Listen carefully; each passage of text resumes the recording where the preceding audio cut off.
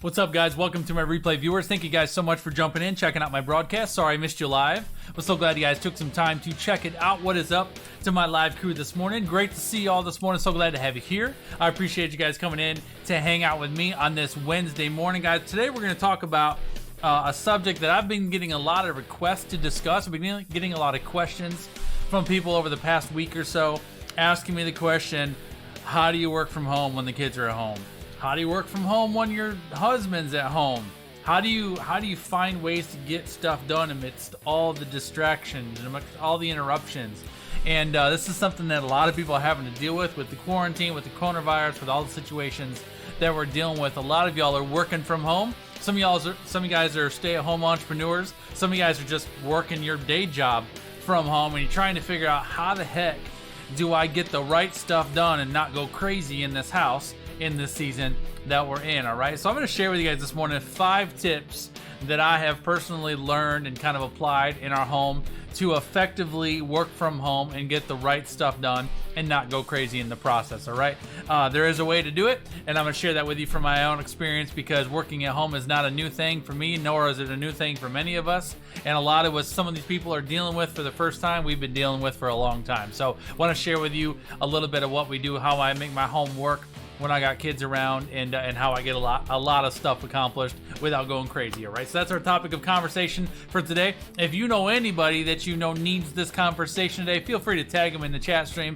or share this broadcast out to your pages, to your groups, to the people that need it. I want to get as much help to the people that need it as possible. All right, and then if anybody's brand new, if you've never seen me before, if you have no idea who I am, first of all, welcome. I would love to greet you in the broadcast and say hello. If you want to give me a hashtag first time in the chat stream, let me know if it's the first time you've ever seen us. My crew would love to make you feel welcome, and I would love to know that you were here, whether you're live or whether you're on the replay, right? And then for those guys that are on the replay, I appreciate you. I'm so glad that you're here. I'm sorry we missed you live, but I'm glad you're here. If you are watching this on the replay, I would love for you to know that you can comment and interact with this broadcast. I'd love for you to give me a hashtag replay. I do see those comments, and I do respond to those as well, so I would love to know that you were here. All right, on that note, guys, we're going to roll, because I do not waste my time, and I choose not to waste yours, so let's jam.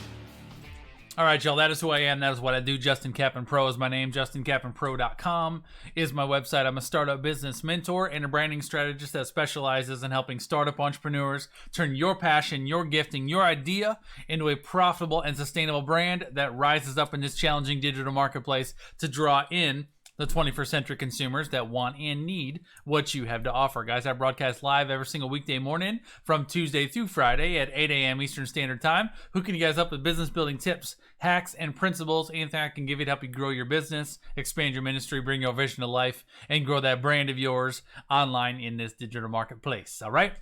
So today we're going to talk about 5 tips to effectively work from home. Basically, we're going to talk today about how to work from home without going absolutely crazy, and how to actually get the right stuff done. Just to give you a little background by myself, I've been self-employed for 5 years, a little over 5 years now. Been working from home. I have 4 children. My children are ages 15, 13, 11, and they're all having birthdays. Now, what am I? I'm at 15, 13. I think I have a 12-year-old now, Sammy, and a 9. 15, 13, 12, and 9. They're all having birthdays. They do that every year. So these 4 kids, 2 boys, 2 girls, and we've gone through a lot of different circumstances in our life and in our business that we've had to adjust to. We've worked in small homes, big homes. We've had no offices. My wife and I both work from home and have our own businesses. So it's tricky, right? It gets tricky around the house, especially when you get to the point where all of a sudden the kids are home all the time.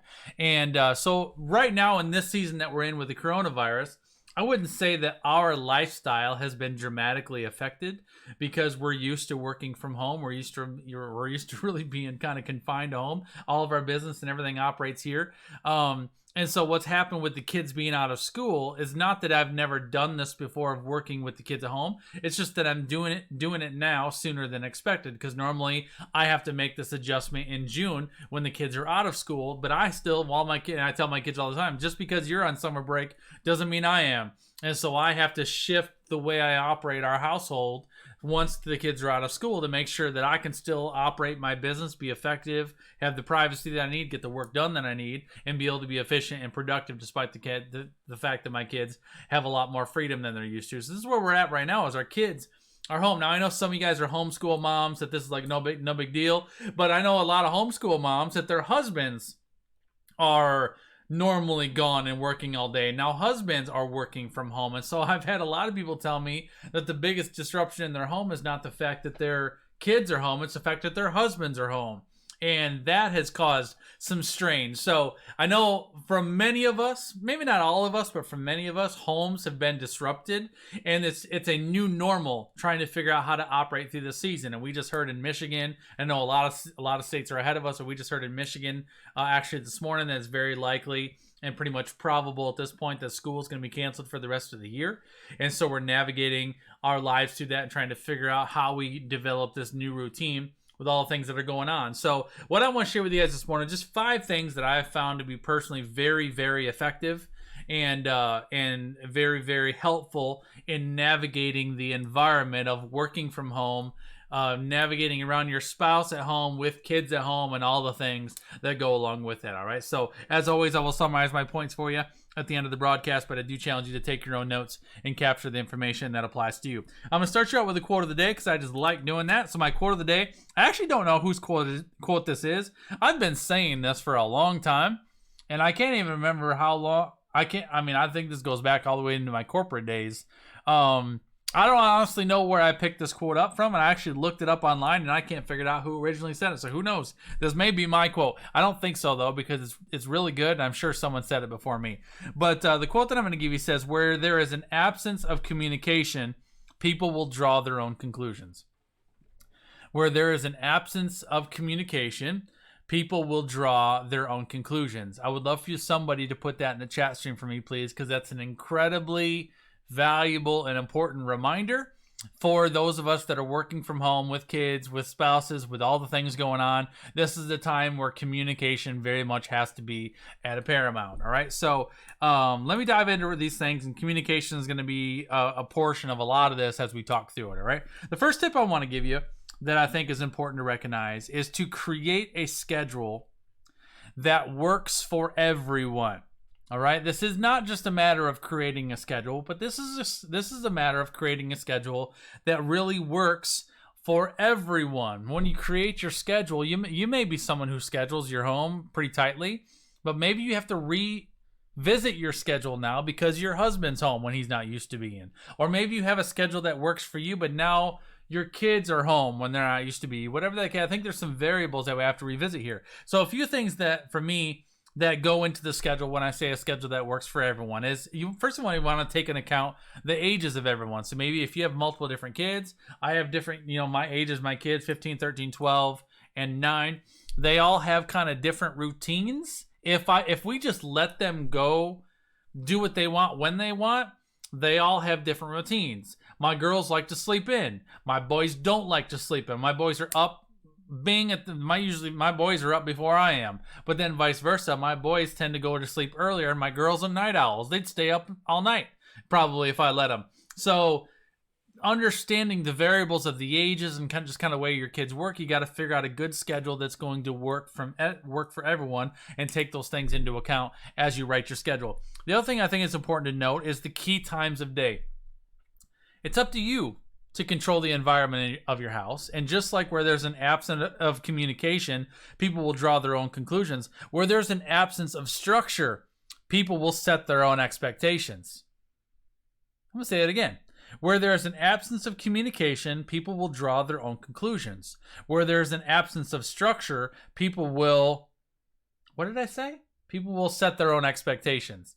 Where there's an absence of structure, people will set their own expectations. So this is where you have to really set up how you want the home, your dynamic of your home to run. So key times of day, a few things that I think are important. I think it's important. I think it's important we do this for our household to set parameters around when you can get up. Now it's different. I'm going to say when you can get up or when you should get up. So we kind of have to set parameters differently. I have to set parameters for my boys. Well, you will not get out of bed earlier than this point in time, because my boys, if I let them, they'll get up at 3 o'clock, 4 o'clock in the morning, and they'll be on the Xbox first thing in the morning. No. Nobody's getting on the Xbox before 6 a.m. in the morning. Nobody's going to be trompling through the house, getting into the kitchen at 4:30 in the morning. So we have to set parameters early for them, but then we also have to set parameters for other kids that they're not going to sleep past 8 o'clock. You got to be up by 8 o'clock. So set parameters for when you're going to get up. Also setting parameters for when you're going to go to bed. Because a couple of my kids like to stay up late. But I'm not, if I got to get up and get to work, I'm not going to stay up till 11 o'clock midnight every night just because you feel like it. But I'm also not going to make all my kids go to bed just because I want to go to bed. So we have parameters around the evening time about how we navigate our evenings, what the expectations are for the kids, and the older kids, if they're going to stay up, what time they're allowed to stay up to, what they can do while they're up. But if I want to go to bed at 8:30, if I want to go to bed at 9, I'm going to bed at 9. Whether you're going to stay up and finish your movie or not doesn't matter to me. So setting parameters around the getting up and the going to bed, I think is important. Setting parameters around meal times. Or again, we're still on point 1. We're talking about creating a schedule. These are all things I think are important. Is meal times. When are we going to eat? What's the expectation for breakfast? One of the things that we put in place around our household as well is there's a parameter at which breakfast is allowed. No one's allowed to get breakfast after 10 o'clock. If you don't eat breakfast by 10, you miss breakfast. Because what will happen is the boys, especially, will tend to just kind of get into doing their business, doing their morning stuff, and then all of a sudden be like, all right, it's time to cut off the electronics. And they'll be like, oh, I'm hungry. And they come flying into the kitchen. They want to eat something because now they can't be on the thing that they were on, and now they're hungry. So no, if you want to have breakfast, you got to have breakfast by 10 o'clock. The noon time frame is from this point to this point. So we usually set lunch as a plan. Sometimes it depends on the day. Sometimes it depends on my schedule or Courtney's schedule. But for the most part, we have a set day, or we say have a set time for lunch, and we know what time we're going to have lunch, what we're having for lunch, and lunch is not a free-for-all. Everybody doesn't just get to come into the kitchen and have whatever they want for lunch. Lunch is a plan. Dinner is a plan. Now, again, depending on the day, depending on what we're up to, sometimes we will give assignments to different kids. We'll have so-and-so make lunch, and they're in charge of getting the lunch around, and then someone else is in charge of cleaning up the lunch. We'll have other people. Sometimes we'll have them set and help for dinner, depending on what we're doing. Sometimes we just order a pizza, bring a pizza in. So that kind of varies day by day, but every day has a plan. And we're very much methodical about making sure that everybody knows what to expect for that day, because where there's an absence of structure, people will set their own expectations, all right? The other thing that I want to make sure when I'm planning my schedule for each day and for each week is I want to make sure that everyone in the household has plans for them, and then they have plans for me. So if there's anything like, for example, if Sammy's going to be in charge of preparing lunch tomorrow, she needs to know that. She needs to know that ahead of time. So, usually we plan this out a week ahead. We plan our week ahead. We'll look at, all right, Sammy, you're going to be in charge of preparing lunch on Tuesday and on Thursday. Ethan, you're going to be in charge of lunch on Wednesday. Natalie, you're going to be baking cookies on Monday afternoon because we're going to have those cookies throughout the week. Colton, you're going to help us prepare breakfast these 2 mornings. Whatever, we just prepare those things. There's also specific chores or things that we want to accomplish. On this particular day, we're going to do this, and you're going to help. This is what time of day we're going to do it. And we put those plans in place. Also, I very much communicate my schedule and my plan to everyone. So everybody knows this is my morning routine in the morning. This is my schedule in the morning. This is what days I have calls. I'm very methodical about the way I schedule my week. So I schedule myself usually heavy on Tuesdays and Thursdays with a lot of calls. So on a Thursday afternoon, for example, I'll get up, I'll have my morning routine, broadcast at 8. By 9 o'clock, I start in on my coaching calls, and I can have 5, 6, 7, 8 coaching calls backed up all day long. So I let my kids know that I'm going to be very busy Thursday. I'm going to be out of pocket. I'll have a break here for lunch, but between that, I'm going to have a 4-hour block in the morning and a 4-hour block in the afternoon where I am out of pocket, untouchable. I'll be in the basement. The door will be shut. If you come down to the basement, I don't want to hear you. I don't want to see you. While I'm coaching someone on a Zoom call, don't come up and ask me a question. I don't want to hear, hey, dad, while I'm in the middle of having a coaching call with something. You need someone, you talk to Courtney. If Courtney's not available, you talk to Natalie. She's the oldest one in the house, and there's nothing that she can't help you with in this house. So I have to set those expectations up front so I don't have constant interruptions. And a lot of you have problems with this. A lot of you have problems with this where you have constant interruptions with people. And I think it's very, very, very, very important to set the plan in place so that you know what your plan is. They know what your plan is. They have a plan for while you're executing your plan. And it helps create a little bit of a balance so everybody knows what to expect. We're going to get into that piece here just a little bit more in just a second, all right? The other thing on number one in creating a schedule is having balanced activities. It's something that we're trying to do, especially now with the confinement of the house and the quarantine and everything. We're trying to have balance between the things that everybody wants to do, the things that they need to do, and the things that we should be doing. So everybody gets a portion of time each day to do the things they want to do. For the boys, that might be Xbox. For the girls, that may be drawing or creating or painting or whatever. One of the girls is, I want to watch my show on Netflix. So everybody has time to do what they want to do. Then there's a portion of the day everybody has time where they're going to do what they need to do, their daily routine, chores that have to be done, things that have to be done, help around the house, help them with the meals, help them with whatever, to participate in the household. And then we have a portion of the day where things that we should be doing, like let's play a game together, let's get outside and go for a walk, let's work on something together, let's watch it, let's have a movie night together. So when I think about things that I should be doing, it's stuff that we should really make time for this. It'd be good for us to get out and go for a walk together. It'd be good for us to have a game night together. It'd be good for us to let's sit and chill, make some popcorn, and have a movie night together.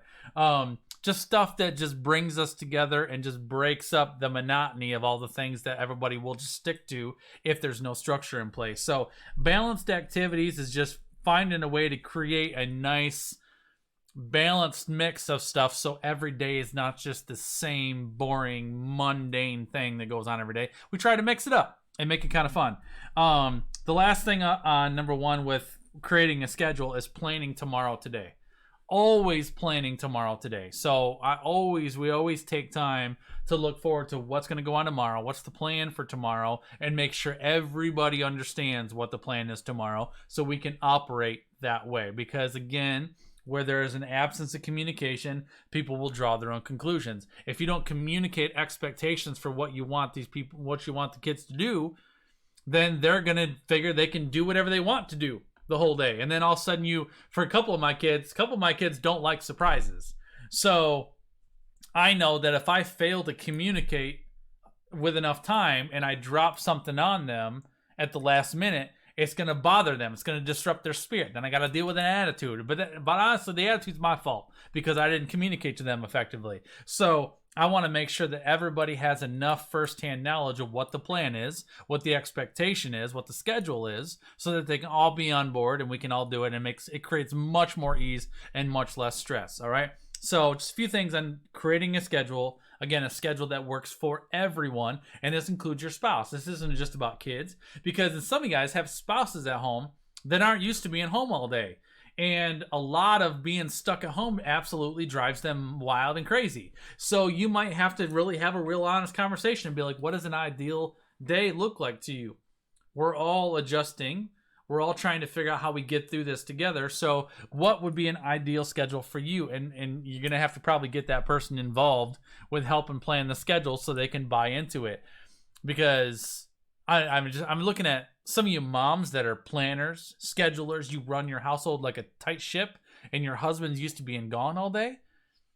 If that husband, especially if that husband's in any kind of a leadership role where they manage a team, they have a great position, they're in charge of a lot of things, and they come home, if you don't give that man some say and a voice in the schedule, that can feel completely suffocating to a guy, feeling like they have no control and I'm just being fit into your schedule. So that's important, I think, to include your spouse to make sure that they you work through that schedule together as you get through this season. That doesn't apply to everybody, but it applies to some people. Some of y'all wives are suffocating your husband by you creating a plan and a schedule, and they're just along for the ride. All right, be aware of that. That's number one. Let's create a schedule that works for everyone. Number two, we got 5 for you this morning. All right, number 2 is communicate expectations, boundaries, and in some cases, consequences. Communicate expectations, boundaries, and in some cases, consequences. This is just real quick, and I already kind of tapped on this already, but it's very important to me in my schedule to make sure that everybody understands the expectations of what goes on while I'm working. If you see me at this desk, if you see me talking to the screen, if you see me on the phone, if you see me working, if you see me focused, if I'm in this zone, don't come in here trying to talk to me if I am busy doing something. Now I have a door open, door closed rule. If my door is open, that means I'm working, but it's fine to come chat with me. If my door is closed, leave me alone. If my door is closed and you have to come in my office area for some reason, that's fine. I don't want to hear you. I don't want to see you. Don't talk to me if that door was shut, all right? If the door is open, that means I'm working, I'm focused, but that's fine. You can come talk to me, but I've left the door open because I want you to know that it's fine to come in here and interact with me. And my kids very, very much know that. And they know if that door is switched, their mouth switches off. If the door's shut, it's like a light switch on your mouth. It's off. Don't talk to me. Don't interact with me. You can be quiet, but I don't want to hear you. I don't want to see you, all right? Boundaries. And in some cases, you might have to set some boundaries around who can do what, when, and where. You have to kind of figure that out for your own family and your own situation. But I think boundaries are important, and consequences are another one. In some cases, not in all cases, but there may have to be some consequences. Like I just think for a couple different examples of myself. My boy, like where I work in my office space. I'm in our basement of our house, and it's my boys' room. My boys here. We have our own living room for the boys. Is all here. So I tell them I have no problem with you being out here, being in the living room. I don't even care if you're playing games on the TV, but I don't want to hear it. You need to have headsets on. I don't want to hear you making little pum noises with your mouth. I don't want you talking on whatever. I don't want to hear you. And so this is a one strike, you're out situation. If I'm working and I'm on a Zoom call, if you are creating too much noise and you're being disruptive to me while I'm coaching one of my clients, I will mute my Zoom. Boys, out. Get out of the room. And you're not allowed to come back for the rest of the workday where I'm working. You got one shot. So my boys know if they're going to be in here and working, or if they're going to be in here and playing while I'm working in this space, they have to be quiet. There's consequences to that. All right. The other thing too that I appoint with my oldest, my daughter, she's the oldest. She's the most capable. She's the most helpful. And so if my youngest needs some help, my youngest should not have to come to me to ask for something while I'm working. He should be able to go to you. So if you are unwilling to help him and I have to pause what I'm doing to come up and deal with that, you will have consequences. Now, the consequences are different depending on the situation, but she knows full well Dad better not have to come upstairs to help because I was unwilling to. The other thing, too, that I do is I try to give my kids creative liberty when they're in that zone of having balanced activities and they're in the period of the day where they're doing what they want to do, whether it's watching Netflix or sharing the Xbox or whatever they're doing, they're all old enough to make their own decisions about balancing time and sharing the stuff. And so I don't get into all that. I don't. It's my turn on the Xbox. I don't care. You guys work that out. And so they know that it's up to them to work out a schedule that's fair and to be balanced with who gets what time on whatever thing they're on. And if I hear fighting or bickering or anything about that, I turn it all off. Click, I turn off the Wi-Fi, shut off the electronics. If you guys can't handle yourself, then you can go outside and do something else, and I'm cutting off all the electronics. So they know that if they can't, that I have expectations, I have boundaries, and if they can't abide by those expectations and boundaries, then there's consequences, and those are crystal clear. I'm not mean about it. I'm not going to get ugly. I'm not going to let your adolescent immaturity to bother me or stir up my spirit. It's you can either handle it or you can't, and if you can't, there's consequences. I shut it off. That doesn't bother me. I'm going to keep working. You can go outside. And if it's raining outside, you can go take a nap in your room until I'm done working. That's your choice. Or you can use the privileges of this household to do what you want, be responsible with it. And if you can handle those responsibilities well, great. We'll all get along well. Okay, so communication, expectations, boundaries, in some cases, consequences. Number 3 is, if possible, plan your day around your sweet spot. If possible, plan your day around your sweet spot. Everyone has a sweet spot. And your sweet spot is a point of time where you operate at your best, when you're the most focused, you're the most motivated, you're the most inspired. So this is where I challenge you, is to take time to identify, when am I most motivated? When am I most inspired? When do I think the clearest? When do I tend to be most productive? Try to figure out it might be. It might be 1 hour a day. It might be a block of time, like 3 hours at the beginning of the day. It might be 2 hours at the end of the day. I know a lot of people that they're night owls, and they're best from like 9 to 11 p.m. That's fine. If that's when you work the best, then plan your schedule around when you are at your best, so that when you have that time and you can think that clearly, try to schedule your day in a way that when you get to that point in time and day, that you can really use that time for yourself and schedule your time around that. A lot of people don't do that. A lot of people feel like they have to have like this set rhythm, that their day has to go 9 to 5 with dinner at 6 and lunch at noon. And it's your household. And especially in this season where we have all this change and whatnot going on, it's up to you how you handle your day. It's up to you how you handle your schedule. So if you need to shift or adjust your day to leverage your sweet spot, do that. Because that's when you're going to be able to be highly effective and get most of the right work done without spinning your wheels. Because a lot of people, the problem is, a lot of people, that give them time for themselves at the last or at the end of the day. In a lot of cases, you're burnt and exhausted and tired at the end of the day for some of y'all. So you get to that point in time where you actually have 2 hours of uninterrupted time, but you're like, I'm so tired. All I can think about is having pretzels and watching Netflix, right? You can't focus. So if possible, plan your day around your sweet spot, all right? Number 4 of 5 tips to effectively work from home. Number 4 is map out your week, adjust your days, and maintain a hit list. Pre-week planning, I think, is crucial. I think it's incredibly important to look at the days ahead, look at the week ahead, and kind of have an overall plan for how you want to operate that week. So taking time ahead of time, we do this on the weekends, usually Saturday or Sunday. We map out our next 7 days. What is this going to look like? What is each day going to look like? What things do I have? What does Courtney have? What do the kids have? Are there any things we need to adjust for? And we plan our week ahead. And so once we get that week kind of set in place, then we adjust every single day, a day at a time. So on Sunday night, we plan specifically for Monday. We know what's going to go on Monday. We adjust our priorities and our schedule based upon what we know is going to go on that day. And then we adjust for Tuesday and Wednesday. And we kind of make minor adjustments every day to make sure we know what's going on. And then we communicate all of that to the kids, and everybody has a voice in that. We talk about meals together, what's everybody in the mood for. We plan that schedule out, and we make sure everybody knows what's going on. The other thing too, just the last thing about mapping out your week and planning your days ahead of time, is maintaining a hit list. And I've shared with this before in a variety of different settings, but maintaining a hit list is about having a running list of things that when you have stuff that hits your mind that can be a distraction, instead of allowing it to be a distraction, you put it on your hit list. So I always have my journal on my desk. And usually when I'm not teaching, I have this thing open, but this is open to my daily schedule. So what happens is, if I'm in the middle of, doing a one-on-one Zoom call, and then somebody says something, and I remember I have to call mom and talk to her about that thing that's coming up next week, instead of allowing that to disrupt me, I'll just write down, call mom about the thing.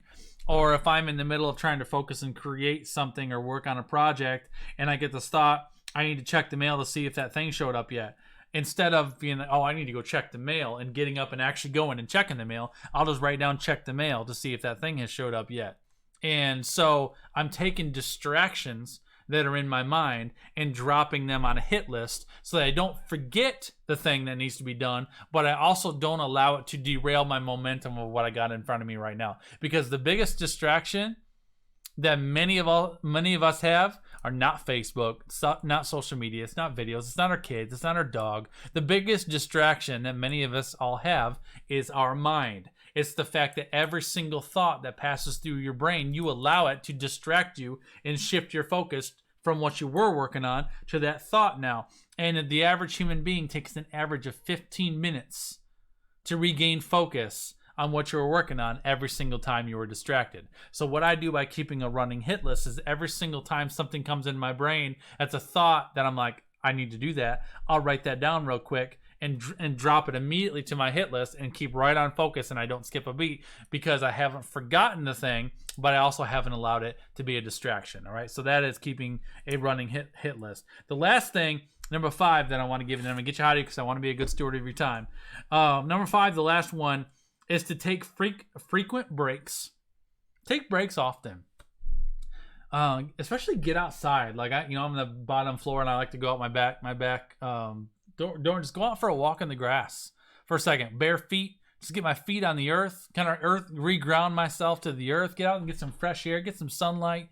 Go kick a ball with the kids for a second, throw a football, go kiss your wife or your husband and sit and talk to them, have a cup of coffee for a second. It's good to take frequent breaks and just give your mind a chance to just reset a little bit. So I usually take my breaks I'm pretty methodical about when I take breaks, and usually it's in blocks of time. So I'll go through my morning broadcast. As soon as my morning broadcast is over, I'll go take a quick break with Courtney. Usually it's the first time I've ever been able to talk with her for the day. I'll sit down and talk to her, have a cup of coffee, see what's going on. Then usually by 9 o'clock, I'm right into my schedule. And then usually I'm going from like 9 to noon, 3 hours straight. And then noon, I'm taking lunch, have some time with the kids. Then usually after lunch, in morning is my sweet spot. So I'm on a mission in the mornings. Once I get into the afternoon, I take breaks more frequently. I usually start putting like 15-minute or a half-hour breaks in between my scheduled calls.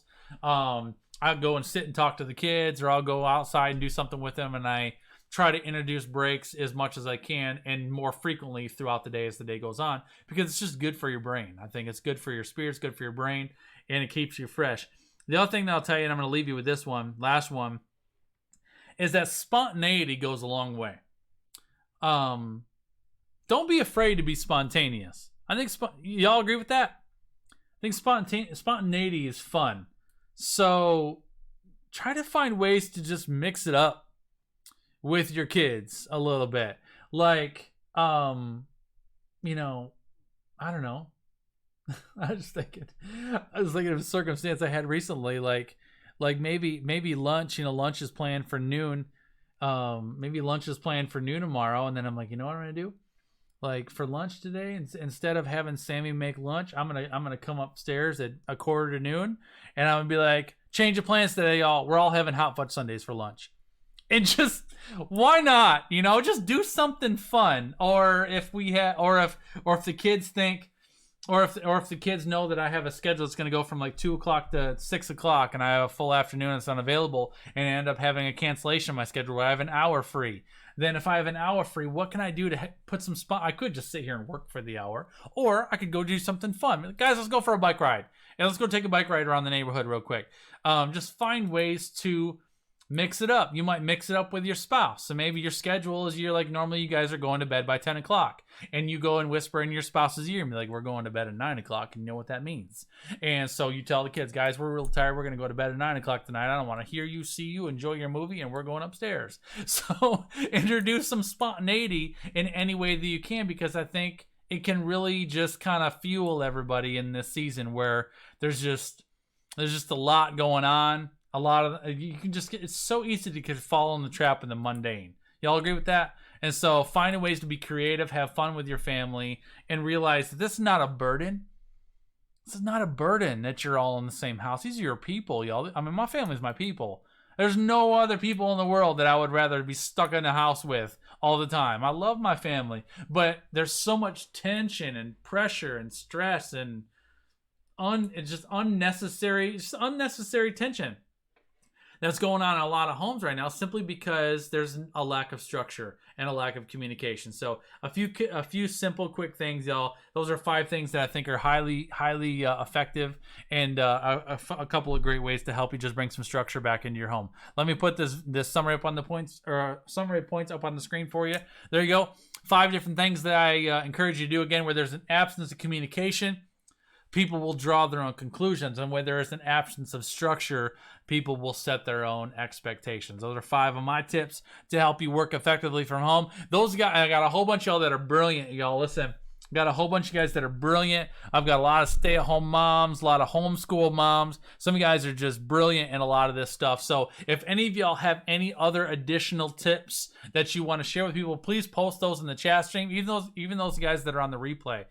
I would love to just see a feed of different tips and ideas that you guys have to really help your family thrive through this season. Not survive this season, but thrive through the season. If you got those guys that are marriage and relationship experts, if you got any ideas for married couples out there that you think could really help them, post those in the chat stream. If you got guys, I got ideas for kids. If you got ideas for homeschooling, for elderly parents, anything that you got going on in that household, any tips or ideas that you guys want to tag onto this list and put in the chat stream, I really would love this video and this feed to really become a tremendous resource for the people that need it. All right, that's what I got for you today, guys. I appreciate you. I know your time is so valuable. I'm here for 35 minutes, so I'm going to split. All right, be intentional with your time today, guys. Be intentional with your family.